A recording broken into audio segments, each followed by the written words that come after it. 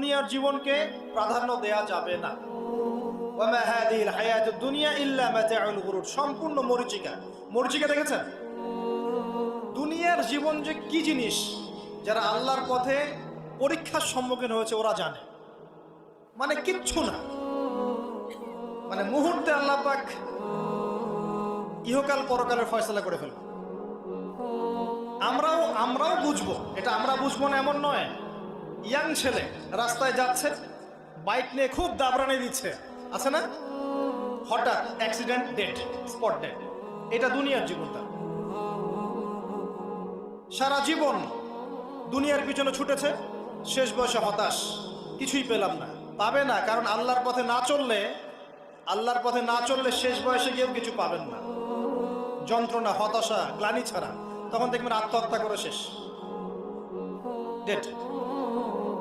দেখবেন অনেক প্রতাপশালী বাচ্চা বড় বড় লেকচার দিচ্ছে, হঠাৎ রাস্তায় হাঁটতে হাঁটতে ডেড। সারাদিন রাত জেনা করেছে, মদ খেয়েছে, জেনা ছড়িয়েছে সমাজে, নগ্নতা, অশ্লীলতা ছড়িয়েছে, ভাইরাস মহামারী দিয়ে শেষ। দুনিয়ার জীবন কি জীবন? চোখের সামনে অহরহ এগুলো ঘটনা দেখছি আমরা। যাচ্ছে খুব সাদা আহ্লাদ করে, বর বিয়ে করতে যাচ্ছে, কার অ্যাক্সিডেন্ট, শেষ, ডেড। কিছু সাহাবী তো এমনও ছিলেন, বদরের যুদ্ধ করতে এসেছেন, হাতের মধ্যে কিছু খেজুর আছে, খেজুর খাচ্ছেন, খোরমা খেজুর খাচ্ছেন। তখন নবী সাল্লাল্লাহু আলাইহি ওয়াসাল্লাম দাঁড়িয়ে ভাষণ দিচ্ছেন যে ওয়াসাবিকু ইলা মাগফিরাতিন মির রাব্বিকুম ওয়া জান্নাহ। ওই যে আয়াতটা আছে, তোমরা এগিয়ে চলো তোমাদের রবের ক্ষমার দিকে এবং জান্নাতের দিকে। আরদুহা কাআরদিস সামাই ওয়াল আরদ, যার প্রশস্ততা আসমান এবং জমিনের সমান। সাহাবী খেজুর খেতে খেতে খেজুরটা ফেলে দিলেন। আরেকজন সাহাবী জিজ্ঞাসা করলেন যে খেজুরটা ফেলে দিলেন কেন? তিনি বলছেন এই খেজুরগুলো খেতে অনেক সময় লেগে যাবে। নবী সাল্লাল্লাহু আলাইহি ওয়াসাল্লাম এমন কথা বলেছেন, এটা শোনার পরে আমি আর এক সেকেন্ড নষ্ট করতে যাচ্ছি না।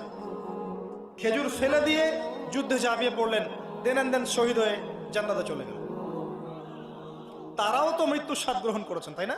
সুমাইয়া রাদিয়াল্লাহু আনহা, আবু জাহেল তাকে নির্যাতন করছে, তার লজ্জাস্থানে বর্ষা ঢুকিয়ে দিয়ে, চিন্তা করতে পারেন, লজ্জাস্থানে বর্ষা নিক্ষেপ করে হত্যা করলো।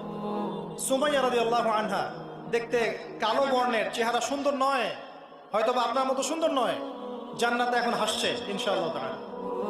তার স্বামী ইয়াসের, আবু জাহেল তাকে পিটাতে মেরে ফেললো, সে মারা গেল, শহীদ হয়ে গেল। অনেক ওলামায়ে কেরামকে, ইমাম, মুস্তাহিদ, মুহাদ্দিস দেখবেন সারাটা জীবন এত মেহনত করেছেন দ্বীনের জন্য, বিয়ে শাদী করার সময় পান নাই। এমনও আছেন ইমাম এবং মুহাদ্দিস, জীবন তো তাদেরও ছিল। শুধু সাহাবী কেন, তাবেঈনদের দিকে তাকান, তাবেঈন তাকান, আমাদের 4 ইমামের দিকে তাকান।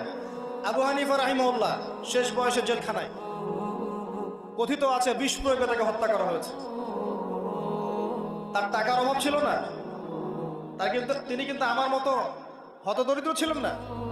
আল্লাহ পাক তাকে সম্পদও দিয়েছিলেন, সমস্ত সম্পদ বিলিয়ে দিয়েছেন দ্বীনের জন্য। ইমাম শাফিঈ রাহিমাহুল্লাহ, তার দিকে তাকান। আহমদ বিন হাম্বল রাহিমাহুল্লাহ, তার দিকে তাকান। তাকে পিটানো হচ্ছে আর বাগদাদের রাস্তায় ঘোরানো হচ্ছে, কারণ সমাজের মানুষ ফতোয়া দিয়েছে একটা, তিনি ফতোয়া দিয়েছেন আরেকটা। ওই যে হিল্লা প্রথা আর ঠিকা বিবাহ নিয়ে তিনি বলছেন, ইলামু ইয়া আহলা বাগদাদ, হে বাগদাদের মানুষরা জেনে রাখো যে আমি কশ্চিনকালেও এই প্রথাকে জায়েজ করলাম না। তোমরা চিনে রাখো যে আমার নাম আহমদ। জীবন তাদেরও ছিল। ইমাম মালিক রাহিমাহুল্লাহ, তাকে এত মার দেওয়া হয়েছিল, হাত বাঁধতে পারতেন না নামাজের মতো, নামাজে হাত বাঁধতে পারতেন না। সাহাবীদের থেকে নেন, তাবেঈ থেকে নেন, তাবেঈ থেকে নেন, মুস্তাহিদ ইমাম থেকে নেন, দুনিয়ার জীবন তারাও কিন্তু ভোগ করেছেন, আর আমরাও ভোগ করছি। আমাদের ভোগের সিস্টেমটা দেখেন, তাদের ভোগের সিস্টেমটা দেখেন। আমরা বাঁচছি দুনিয়ার জন্য, তারা বেঁচেছে পরকালের জন্য। আমরা দুনিয়ায় বাঁচছি দুনিয়ার জন্য, দুনিয়ার একটা চাকরি, একটা ব্যবসা, একটা পরিবার, একটা স্ট্যাটাস, বাড়ি গাড়ি, টাকা কড়ি, সম্পত্তি, এগুলোর জন্য। কিন্তু তারা বেঁচেছেন আল্লাহর জন্য, পরকালের জন্য। যে ব্যক্তি দুনিয়ার জন্য দুনিয়া করে, আল্লাহ পাক তাকে ইহকাল পরকাল দুটোই নষ্ট করে দিবেন। যে ব্যক্তি পরকালের জন্য দুনিয়া করবে, আল্লাহ পাক তার দুনিয়া গুছিয়ে দিবেন, আখিরাতও গুছিয়ে দিবেন ইনশাআল্লাহ। প্রথম কথা হচ্ছে এই যে দুনিয়ার জীবনকে প্রাধান্য দেওয়া যাবে না। দুনিয়ার জীবনে প্রতিটা কাজ আপনি একটা উদ্দেশ্যই করবেন, সেটা হচ্ছে আল্লাহর সন্তুষ্টি। বিয়ে শাদী করেছি কেন? আল্লাহর জন্যে। পরিবার গঠন করেছি কেন? আল্লাহর জন্যে। সন্তান নিয়েছি কেন? আল্লাহর জন্যে। দিন শিখেছি কেন? ইলম শিখেছি কেন? আল্লাহর জন্যে। চাকরি কেন করি? আল্লাহর জন্যে। প্রতিটা কাজ ইবাদত হবে যদি আপনি মুহাম্মদ সাল্লাল্লাহু আলাইহি ওয়াসাল্লামের তরিকা মেনে চলেন।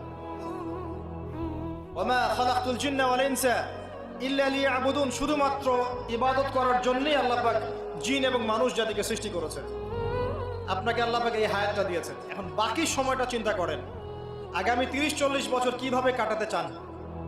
দুনিয়ার জন্য বাঁচবেন না আল্লাহর জন্য বাঁচবেন? যদি আল্লাহর জন্য বাঁচতে চান, সর্বশেষ হেদায়েত আল কোরআন এবং সর্বশেষ নবী মুহাম্মদ সাল্লাল্লাহু আলাইহি ওয়াসাল্লাম, এর বাইরে কিচ্ছু নাই ভাই। সারা দুনিয়ার মানুষ মিলে যদি বলে যে কোরআন সুন্নাহর মধ্যে আছে সুদ হারাম, কিন্তু সুদ হালাল, হালাল হালাল, কোশ্চিনকালে হালাল হবে না।